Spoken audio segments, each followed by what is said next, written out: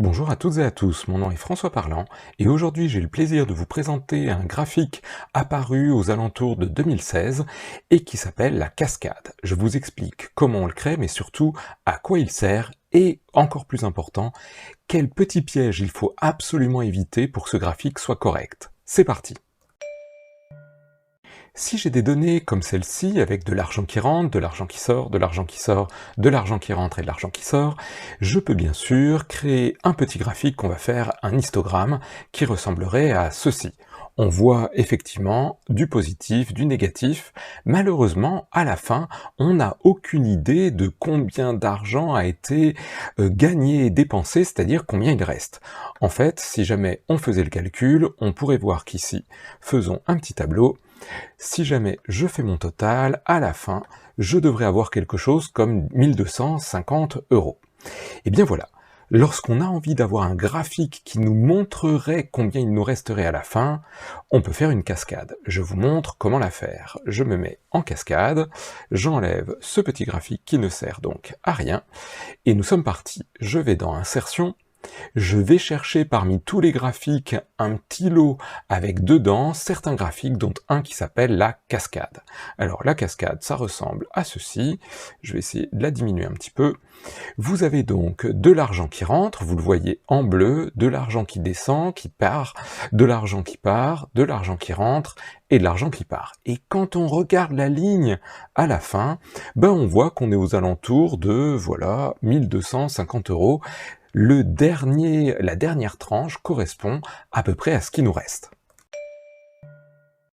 Voici pourtant maintenant un cas où l'utilisation maladroite de la cascade aboutit à un résultat complètement désastreux.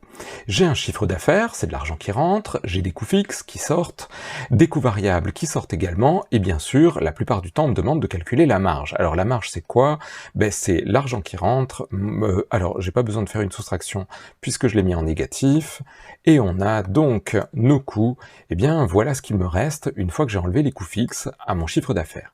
Bien sûr, je peux avoir des impôts et taxes, alors j'ai aucune idée de ce que ça pourrait faire, allez, on va mettre 4000, évidemment c'est de l'argent qui sort, donc je vais mettre un petit moins devant, et donc on voudrait avoir le résultat final, c'est quoi?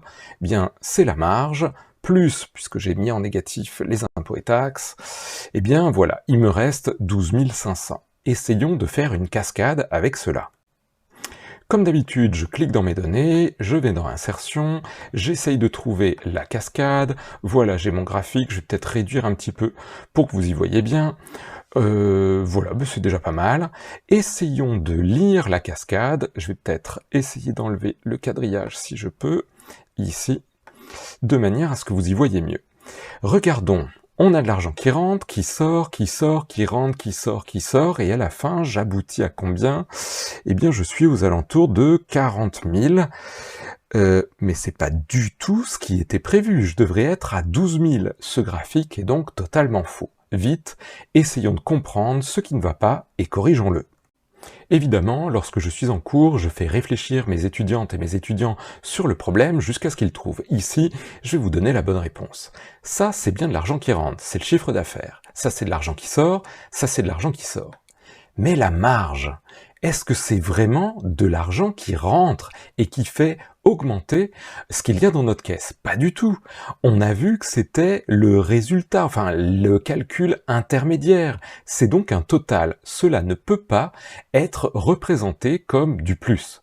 Et comme vous le voyez en haut dans la légende, il y a du plus, il y a du moins, et il y a du gris pour les totaux.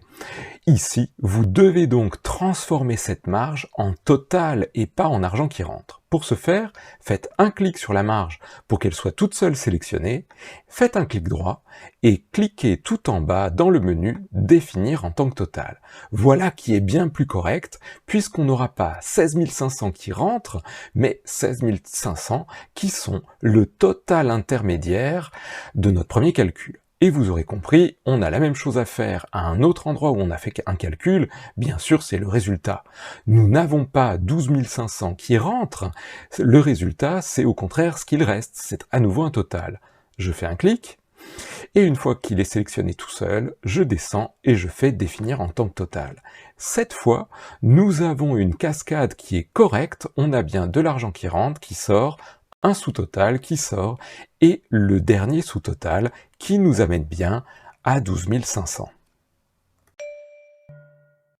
Et bien voilà, j'espère que maintenant vous utiliserez correctement la cascade, qui est un excellent graphique lorsqu'on a besoin de présenter des flux de trésorerie. Bonne continuation, à bientôt, au revoir.